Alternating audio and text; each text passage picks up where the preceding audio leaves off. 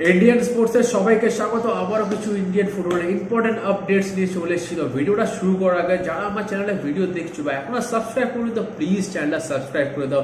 এমনি কিন্তু regular updates পাবে, তাছাড়া কিন্তু ম্যাচ ডে ব্লগও পাবে। আর যারা কিন্তু আমরা এখন ইনস্টাগ্রাম পেজ বা ফেসবুক পেজ ফলো করে সেখানে কিন্তু আমরা লিঙ্ক কিন্তু নিচে দিয়ে দিচ্ছি, সেখানে গিয়ে ক্লিক করে কিন্তু সেই পেজটা তোমরা ফলো করো। তো চলো শুরু করা যাক। প্রথমে যেটা নিয়ে সব থেকে প্রথমে বলে সেটা কিন্তু VAR। এই প্রত্যেক সমর্থকরা চাইছে যাতে VAR ISL ইউজ করা হোক, কারণ আমরা প্রত্যেক ক্ষেত্রে দেখে এসেছি যে ম্যাক্সিমাম ম্যাচের রেফারি কিন্তু কয়েকটা ভুল ডিসিশনের জন্য কিন্তু অপোনেন্ট টিমকে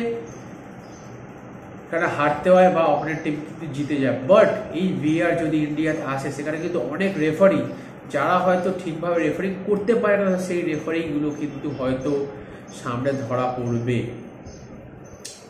তো তেমনই কিন্তু কল্যাণ চৌবে তিনি কিন্তু ফিফার বিভিন্ন VAR কমিটির সাথে কথা বলেছে। তো এখানে কিন্তু 5 বছরের জন্য 25 থেকে 30 কোটি টাকা কিন্তু খরচা হবে VAR ইউজ করার জন্য। আর এটা কিন্তু হবে এই বছরে 2024-25-এ যে ISL হবে, সেখানে কিন্তু ফার্স্ট ইউজ করা হবে।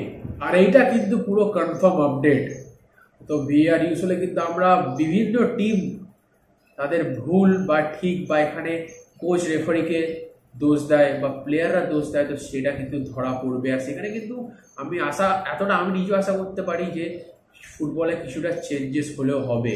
আর অন্যদিকে নওশাদ মুসা, তো এনাকে তো সবাই জানে, তিনি কিন্তু north east United assistant coach. তাকে কিন্তু দায়িত্ব দেওয়া হয়েছে ইন্ডিয়া আন্ডার-23 ন্যাশনাল টিমের, কারণ সামনে কিন্তু ইন্ডিয়া আন্ডার-23 ন্যাশনাল টিম খেলতে চলেছে মালয়েশিয়ার সাথে ফ্রেন্ডলি ম্যাচ। কারণ এর আগেও কিন্তু ছিল ক্লিফোর্ড মিরান্ডা, বাট তাকে এবার দেওয়া হয়নি। তো দেখা যায় এখানে নওশাদ মুসা কেমন টিমকে পরিচালনা করতে পারে।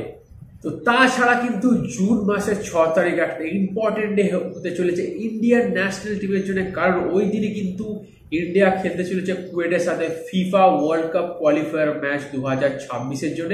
আর সেই ম্যাচটা কিন্তু হতে চলেছে the Mecca of Indian football, মানে কলকাতাতে। তো মোহনবাগান, ইস্ট বেঙ্গল, মোহনের সমর্থক যারা ফুটবল ভালোবাসে তাদের জন্য কিন্তু আরেকটা স্পেশাল ডে আসতে চলেছে জুন মাসের 6 তারিখে। তো আই হোপ সবাই কিন্তু ওই দিনে মাঠ ভরিয়ে থাকবে, নিজের জাতীয় দলকে সাপোর্ট করবে।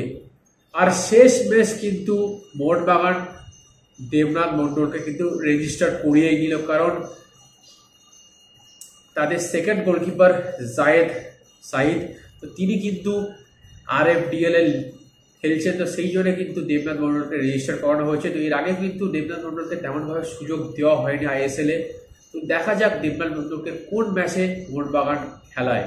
আর অন্যদিকে কিন্তু হামতে, তো তিনি কিন্তু মোহনবাগান ছাড়তে চলেছে 31শে মে 2024-এর পরে, কারণ তার কন্ট্রাক্ট কিন্তু 31শে মে পর্যন্ত।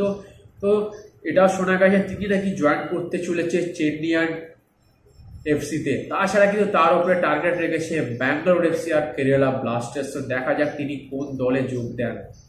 তো আজ কিন্তু ভিডিওতে এতটাই ছিল। Till that, good bye, have a nice day, enjoy the beautiful game football.